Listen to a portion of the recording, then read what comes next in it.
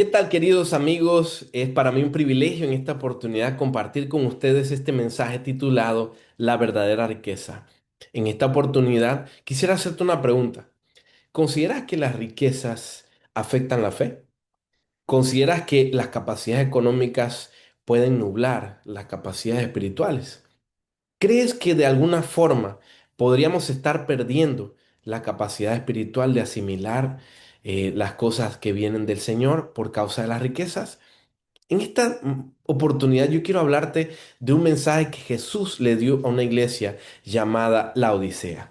Y se encuentra este mensaje en el libro de Apocalipsis capítulo 3 y el versículo 14 al 22. Apocalipsis capítulo 3 versículo 14 al 22. Y la iglesia de La Odisea era una de las iglesias que se encuentran en el libro de Apocalipsis, en los mensajes que Jesús le dio a las iglesias del libro de Apocalipsis. Y se encuentra ubicada en Asia Menor.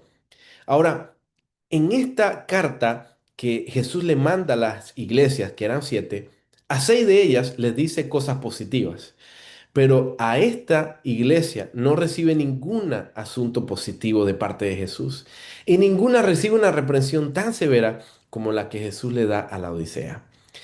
Lo interesante es que la Odisea no era una iglesia con problemas, aparentemente.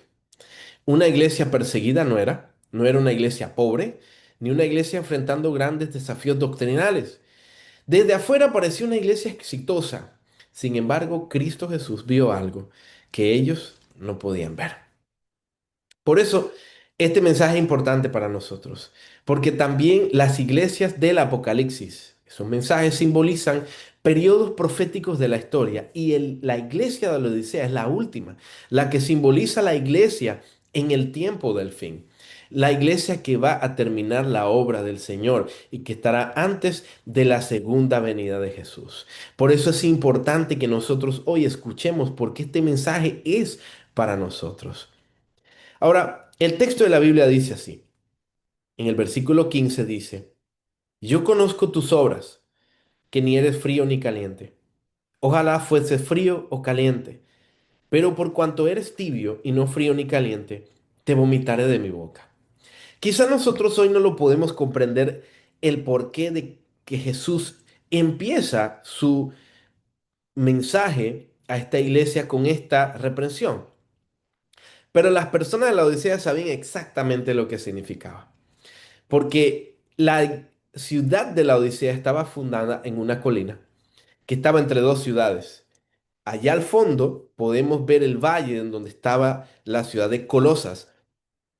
Y en la parte de atrás pudiéramos ver las montañas en las cuales se encontraba la ciudad de Hierápolis. La ciudad de Colosas tenía agua fría y la ciudad de Hierápolis tenía agua termal que sale de la montaña, agua caliente y llena de minerales. Pero la ciudad de la Odisea no tenía agua en sí. Así que la única forma para poder tener agua que tenían los laodicenses era traerla y no era suficiente de solo un lugar. Tenían que traerla de los lugares, ambos lugares, de Colosas, que venía fría, y de Hierápolis, que venía caliente. Y el agua de la Odisea era un agua tibia. Jesús empieza su mensaje diciéndoles, el agua, ustedes, perdón, su fe es como el agua que ustedes tienen, tibia, que muchas veces da ganas de tener náuseas por esa temperatura. Y también otra cosa que daba náuseas era el exceso de minerales que tenía el agua. No era un agua muy positiva para tomar, pero era la que ellos tenían. Así que Jesús les dice, ojalá fueras o frío o caliente. Ojalá tuvieras un pie adentro o un pie afuera. Pero como no eres ni frío ni caliente, sino que eres tibio, tienes un problema grave y yo estoy por vomitarte de mi boca. Ahora, era un problema espiritual que ellos tenían. Un problema que se reflejaba en la vida del día a día de ellos, en donde ellos pensaban que estaban bien, pero no estaban bien.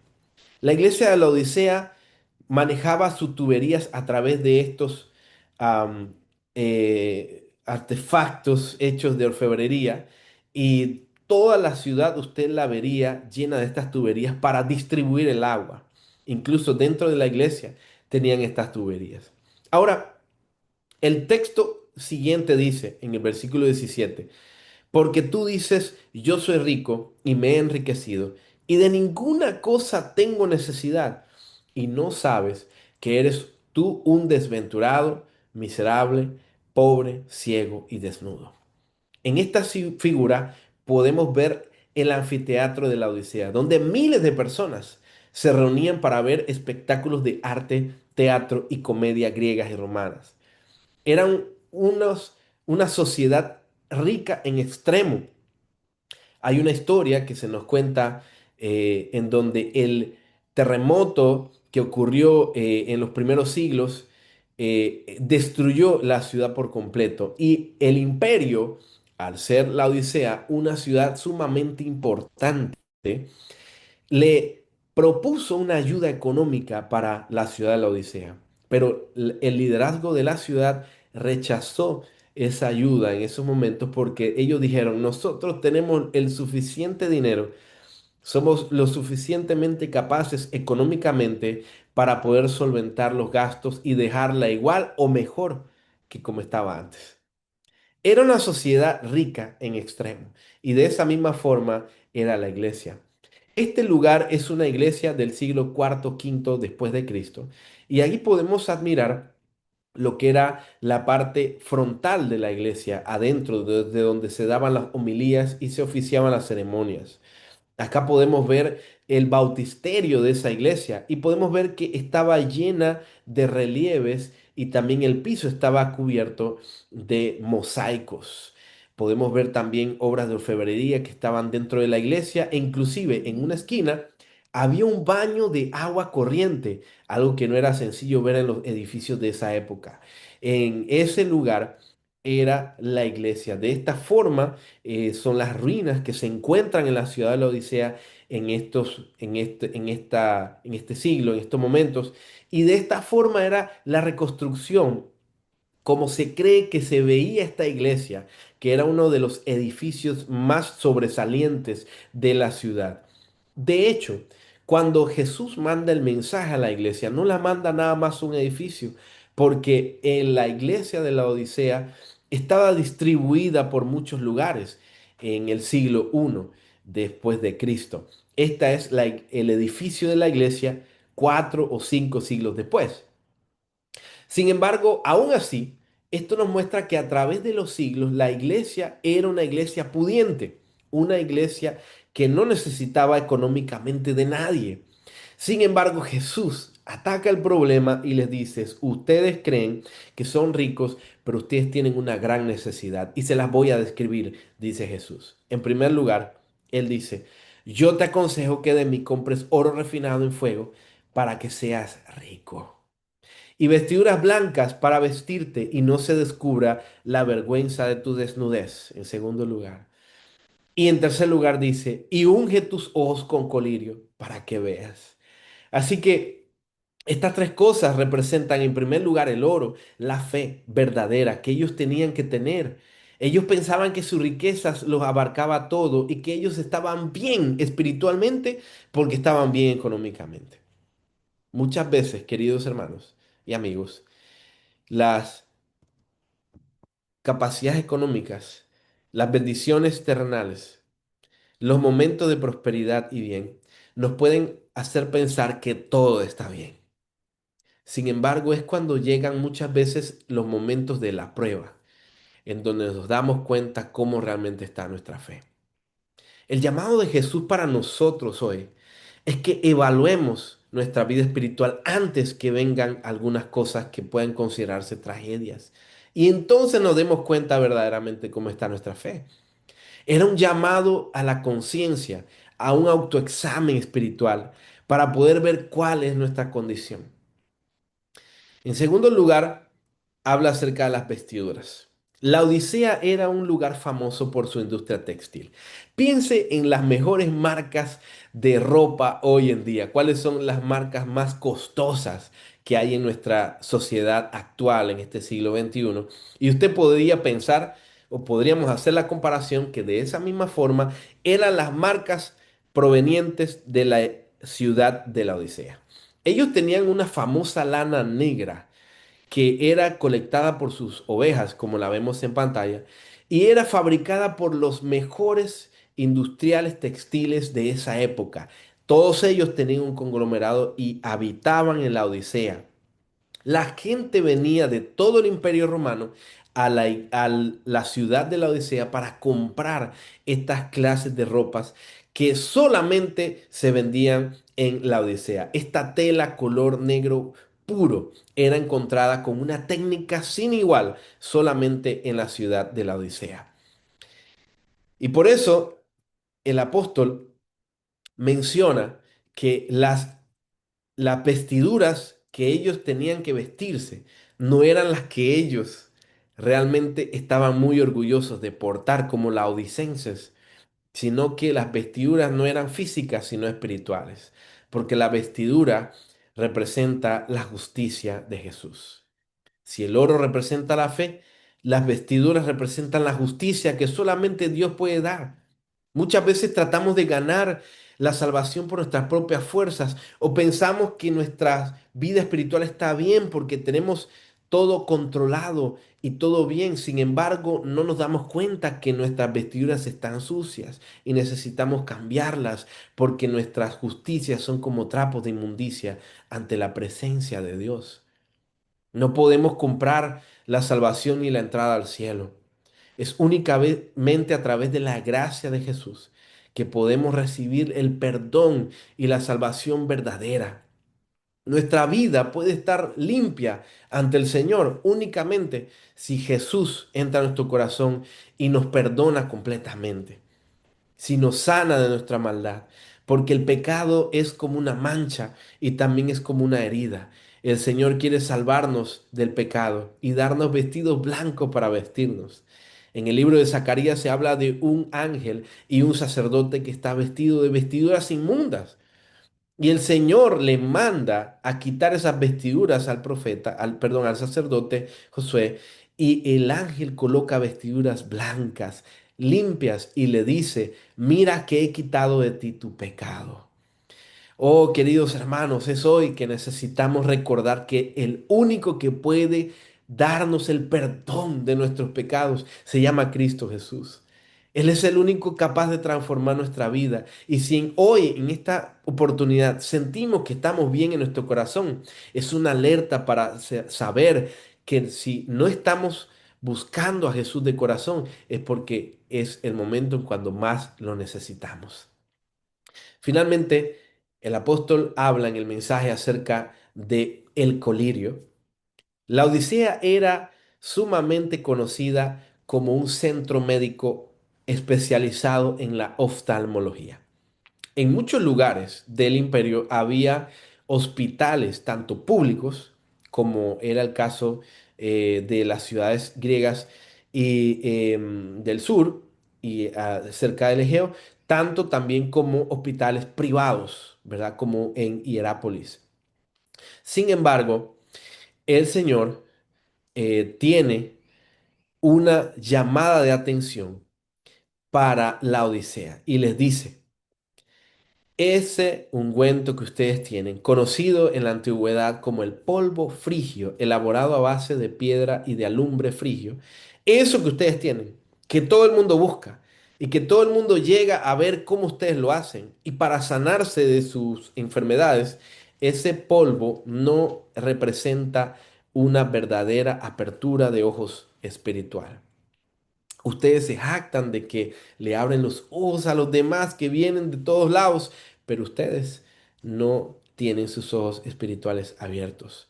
El colirio tiene que ver con la capacidad que Dios tiene para abrir nuestros ojos espirituales. Por eso, el Señor nos dice a través del mensaje en el libro de Apocalipsis, el versículo 19 dice, yo reprendo y castigo a todos los que amo. Sé pues celoso y arrepiéntete. He aquí, yo estoy a la puerta y llamo. Si alguno oye mi voz y abre la puerta, entraré a él y cenaré con él y él conmigo. Oh queridos, es que Jesús, después de reprender a la iglesia, de decirle que sus riquezas no le van a salvar y de decirles que necesitan fe, necesitan vestiduras y el perdón de Dios, vestiduras de justicia y el perdón de Dios, y que necesitan tener ojos espirituales, ahora el Señor los llama y les invita a arrepentirse, porque Dios les ama profundamente y Él está a las puertas para poder llamarlos. Esta historia o este llamado a la iglesia recuerda la historia del joven rico, porque el joven rico también era una persona adinerada, una persona que en su corazón empezó a ver qué podía salvar, cómo podía salvarse, qué necesitaba hacer, y Jesús al mirarlo lo amó.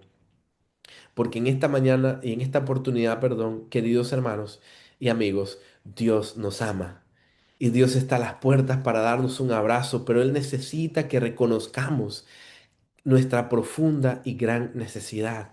Y eso fue lo que hizo Jesús con el joven rico. Y le dijo, a ti te falta algo. Ve, vende todo lo que tienes y dalo a los pobres. Y ven, atesora tesoros en el cielo y sígueme tomando tu cruz.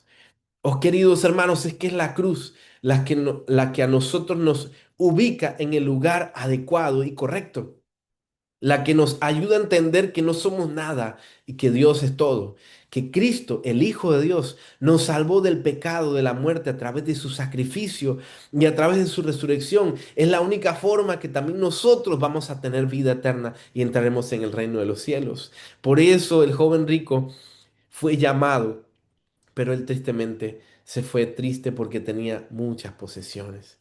Oh, queridos hermanos, que hoy las cosas materiales, las bendiciones que tenemos en esta tierra, las cosas que podamos nosotros apegarnos en este mundo, no nos hagan quedarnos sin Jesús.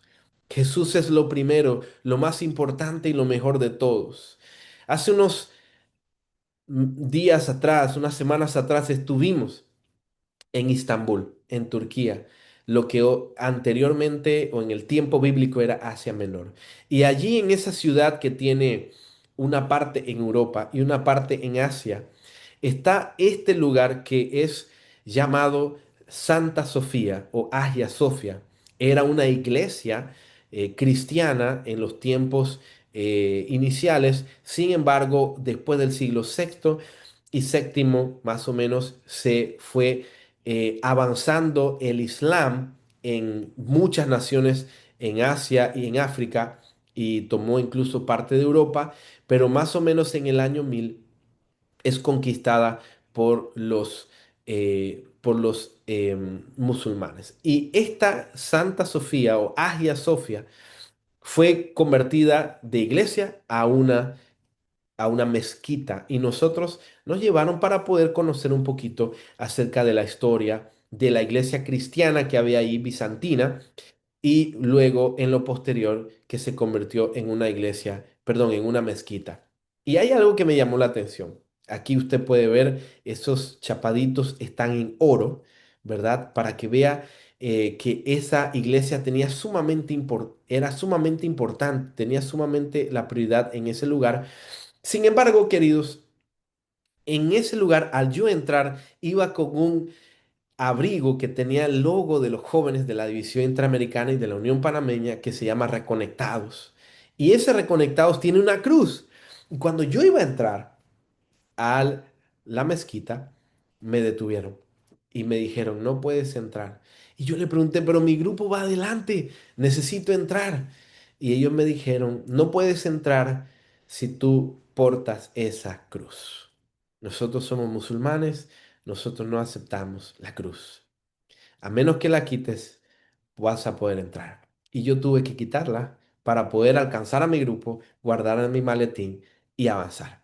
Sin embargo, en esta mañana yo quiero invitarte, querido amigo, que somos todos de parte de la iglesia de la Odisea, que todos necesitamos de la gracia de Dios. Yo te quiero decir en esta mañana, si no colocas la cruz en tu vida, si no aceptas el sacrificio de la cruz, no vas a poder entrar.